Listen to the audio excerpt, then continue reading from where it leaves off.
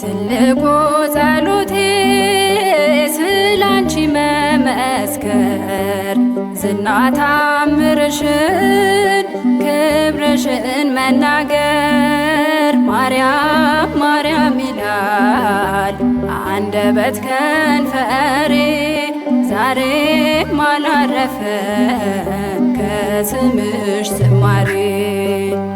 ትልቁ ጸሎቴ ስላንቺ መመስከር ዝና ታምርሽን ክብርሽን መናገር ማርያም ማርያም ይላል አንደበት ከንፈሬ ዛሬም አላረፈም ከስምሽ ዝማሬ።